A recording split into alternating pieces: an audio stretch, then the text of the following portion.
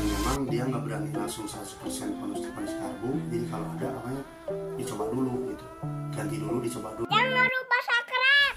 Assalamualaikum warahmatullahi wabarakatuh. Ketemu lagi dengan Mobil Lovers. Hari ini setelah sekian lama saya tidak membuat konten tentang pengalaman yang saya temui di saat saya membeli mobil. Saya akan kembali dengan tema yaitu tentang pengalaman pahit di saat saya membeli mobil. Mobil apa sih kali ini yang mau saya bahas? Nah, sekarang saya akan membahas salah satu pengalaman yang paling pahit, bukan yang pahit lagi ya. Tapi saya disclaimer dulu nih. Ini pengalaman tentang satu mobil yang saya temukan, bukan mereknya, jadi tidak keseluruhan. Satu mobil dengan merek Suzuki S-Team. Tapi tidak keseluruhan ya, karena dari sekian banyak Suzuki S-Team yang saya beli, baru satu mobil ini yang saya alami hal yang pahit atau bikin pusing kepala. Apa sih pengalaman pahitnya? Nah, sebelum ke pengalaman pahitnya, saya akan menceritakan kronologi bagaimana saya mendapatkan mobil ini. Ini mobil saya ambil dari teman saya sendiri, dekat rumah juga, dan dengan harga yang lumayan murah untuk ukuran S-Team. Saya pun disitu agak bingung kenapa dia jual cepat dan harganya murah. Nah, akhirnya saya ambillah dari rumahnya dengan posisi waktu itu memang tidak hidup, karena lama katanya tidak dihidupkan. Nah, saya sudah cas akinya, saya bongkar businya segala macam, akhirnya hidup. Oh, berarti masalahnya di sini. Mungkin dia nggak mau pakai gara-gara itu gitu loh. Dan akhirnya kerusakannya teratasi. Makanya saya berani untuk bawa pulang. Selang beberapa hari adalah saudara saya sendiri yang butuh kendaraan untuk bolak-balik ke saudaranya atau ke mertuanya atau ke keluarganya. Saya rekomendasikanlah mobil ini untuk dibeli sama dia, karena satu, tahu riwayatnya nih dari tetangga sendiri, bukan orang jauh. Terus yang saya pakai itu dari rumah dia ke tempat saya tidak kendala. Cuman waktu itu ada mendut sedikit. Saya pikir wah ini karbu kotor karena lama nggak dipakai. Itu hal biasa dalam mobil, sering saya temukan seperti itu. Akhirnya deal, mobil itu dibeli sama dia. Nah, setelah, dan saya garansi perbaikan, serta kaca pun tadinya kan retak, saya ganti juga. Waktu itu saya bilang sih ke dia bahwa saya minta waktu 2 hari untuk servis ke bengkel, atau saya servis sendiri, karena biasanya saya servis sendiri, kalau saya nggak mampu baru servis ke bengkel. Cuma karena dia ingin langsung dipakai mobilnya, belajar, ya udah dipakai dulu, belajar guys, selama hampir 2 hari 3 hari, dan mobil itu hampir seminggu dipakai terus. Nah, sudah selang beberapa hari akhirnya dia minta untuk diservis. Oke lah, saya servis karena saya pikir itu hal yang ringan gitu kan. Mobil mendut itu biasanya kalau nggak busi jelek, kedua karburator kotor. Nah, saya servis lah, coba bawa ke bengkel karena saya malas benerin sendiri. Oke, takut salah karena mobil udah deal, udah jadi. Biasanya kalau saya sebelum deal jadi diservis dulu 2 hari. Saya sama saya sendiri. Kalau misalkan saya nggak ketemu penyakitnya, baru saya ke bengkel. Karena ini sudah jadi, saya main hati-hati, main aman, saya bawa ke bengkel. Dan bengkel waktu itu mereka merekomendasikan ganti, dibongkar sama dia karbunya, dibersihkan. Karbu dibersihkan, terus katanya kuil harus diganti nih kalau misalkan penyakitnya nggak hilang. Oke lah, berarti udah beres nih, karena bongkar karbu, dia bersihkan, pasang lagi, mobil enak, katanya udah enak nih.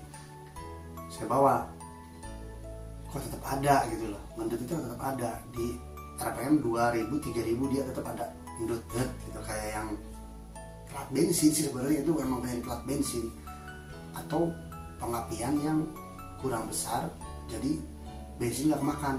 Itu 2 perspektif yang menurut saya penyakitnya. Saya bawa lagi ke bengkel yang satu lagi. Nah, di situ setting lagi. Ini bukan karbu kok, karbunya bagus, ini cuman pengapian aja lemah katanya. Disetting sama dia topnya kan, top delfannya disetting,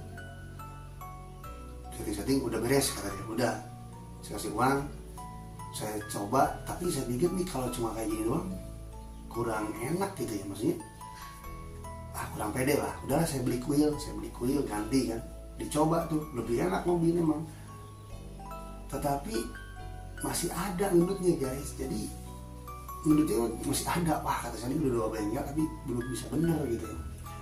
Oke lah, saya perbaiki sendiri, saya coba perbaiki sendiri.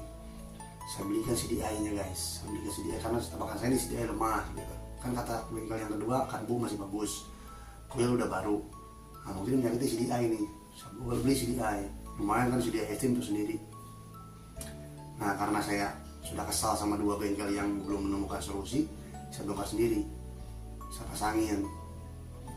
pasangin, masih tetap juga guys, nggak hilang itu penyakitnya. Allah, apa ini mobil ya, kata saya. Sampai dicoba sama saudara saya itu, dibawa ke jarak jauh, sempat mati katanya guys. Jadi kalau jarak jauh itu ada matinya. Aduh, apa ini, saya ketemu kan di situ kan. Saya bawa ke suruh bengkel, bawa ke bengkel yang bagusan lagi gitu. Nah, makanya si karbu katanya, ini karbunya dibongkar lagi sama dia, dibongkar, pasangin lagi, dibawa pulang. Pas saya coba, makin tambah parah guys. Mobil bukan lagi gendut, ada berbet, ada apa namanya, gedok gitu. Wah ini parah, ini makin parah nih mobilnya gitu kan. Akhirnya kata dia ponis di karbu harus ganti, karbu Extreme harus ganti katanya. Dan memang dia nggak berani langsung 100% ponis karbu. Jadi kalau ada katanya dicoba dulu gitu, ganti dulu, dicoba dulu. Kalau misalkan bagus langsung ganti, beli baru. Aduh, situ saya mulai pusing tuh guys, mulai bingung gitu ya. Kok penyakit sekecil ini nggak ketemu sama bengkel-bengkel yang udah 3 bengkel guys, udah 3 bengkel. Akhirnya ya saya berani bongkar sendiri lagi, karena ternyata ke bengkel bukan malah tambah bagus, malah mending saya yang benerin waktu itu kan. Kalau perlu ada perubahan lah gitu, walaupun tidak 100% sembuh gitu. Saya bongkar karbunya. Nah ditemukanlah karbunya tuh di bawah itu, di dekat seran angin itu ada korosi guys. Jadi air dari radiator itu kan ada air, kalau Extreme kan ada apa namanya, ada air yang masuk ke sistem manipul. Nah manipul itu untuk mungkin fungsinya untuk pendinginan karburator, nggak tahu atau apa ya. Nah jadi masuk ke ruang karbu pembakaran karena ada bocor di seteran angin guys. Pantesan waktu itu saya pas dibuka itu ada air keluar dari seteran angin. Nah mungkin ini masalahnya nih gitu kan, kata saya nih, mungkin ini masalahnya. Jadi masuk air ke ruang pembakaran, busi lah basah gitu. Jadi si pembakaran nggak normal. Fix di situ saya mulai lega gitu. Wah ini ketemu penyakitnya nih. Akhirnya saya lem, saya bagusin biar nggak bocor kan. Biar nggak bocor, alhamdulillah tuh udah nggak masuk lagi ke ruang bakar, udah nggak masuk lagi. Cuman olinya kan udah masuk air nih, bongkar lah olinya, diturunin gitu, pasangin. Nah setelah dipasangin, penyakitnya itu belum hilang, karena setelan awalnya itu yang waktu sama bengkel itu karbunya belum bener pasnya setelannya, jadi tetap ada berbobot begitu. Ya udahlah, udah ketemu kok permasalahan awalnya gitu dengan saya kan, berarti dari air, jadi karbu error gitu ya. Saya buka, saya bawalah ke bengkel lagi yang pertama tuh. Saya kan ini mobil udah ketemu masalah awalnya, sebenarnya ada air masuk ke karburator dan masuk ke ruang bakar.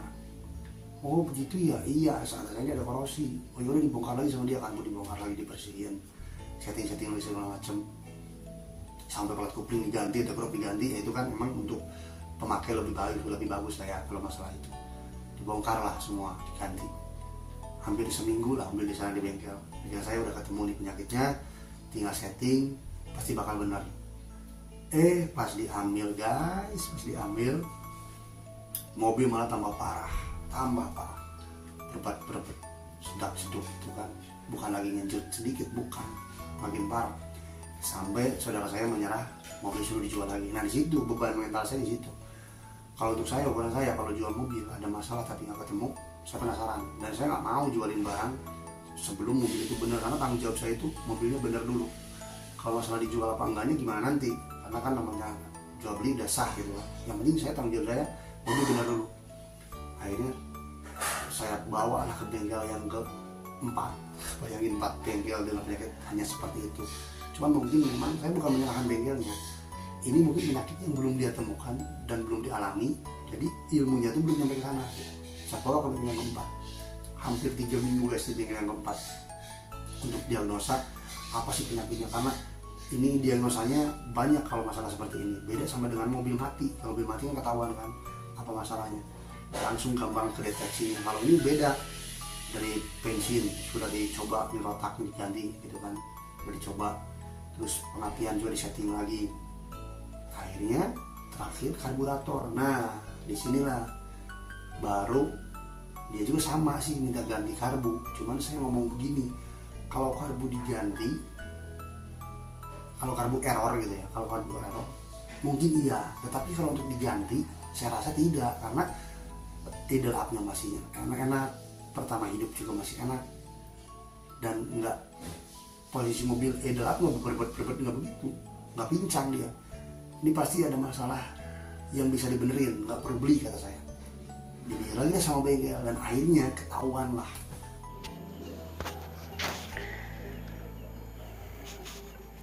Tah, iya sekaya vakum 2. Nah, ya tadi ditarik ya ku angin teh jos gitu tah. Jos. Jangan ditarik tekan ya. Nu iya. Jadi si vakum anu 2 teh nu ieu kakara muka, ieu mah lain nu ieu unggul. Tah ieu.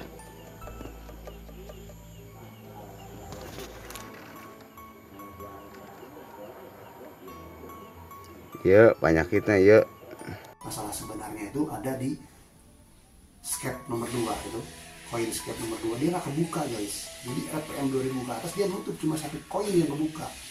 Nah ternyata si jalur yang kevakumnya itu dia dimatikan atau diputuskan, entah sama bengkel yang mana gitu. Mungkin dulu juga pernah diperbaiki sama saudara saya, sama teman saya yang jual ke saya, cuma nggak dibenerin gitu.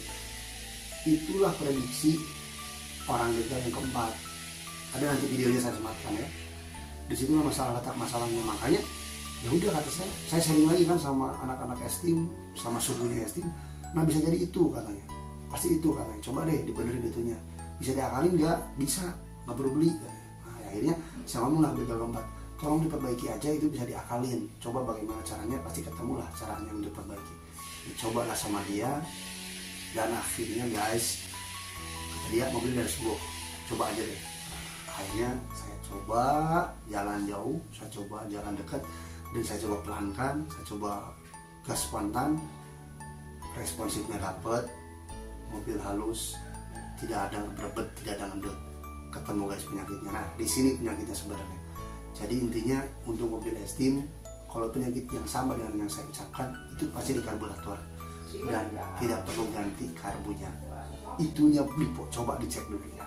Itu sih sebenarnya untuk Suzuki Esteem, karena banyak keluhan di Suzuki Esteem, mobilnya kurang enak dibawa, bukan rusak ya, karena Esteem itu bukan mobil yang tipikal gampang rusak, tetapi ada kendala sedikit yang langsung mengepek ke enak atau enggak bawa mobilnya, seperti itu sih. Banyak sih yang diganti ya karbunya, cuman sayang gitu, karena karbu Esteem itu kan lebih mahal dibanding karbu Kijang, dan kalau normal lebih enak ke mobilnya gitu. Langsung aja cek lah ya buat kalian yang pengguna mobil Esteem. Mudah-mudahan ini bisa menjadi masukan, dan terima kasih telah menonton. Ketemu lagi di video yang akan datang. Assalamualaikum warahmatullahi wabarakatuh.